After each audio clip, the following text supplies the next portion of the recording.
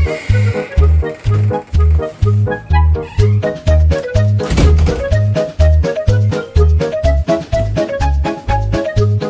ام فؤاد. نعم يا ام باندو.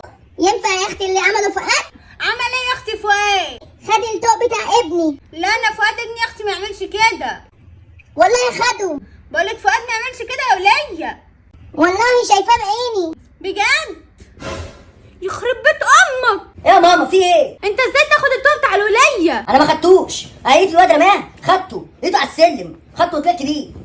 ماشي يا ابن الحرامية. ينفع كده يا ام فؤاد؟ معلش يا اختي انا هجيب لك غيره. خلاص ماشي، شكرا يا اختي، معلش ازعجتك. حقك عليا يا حبيبتي.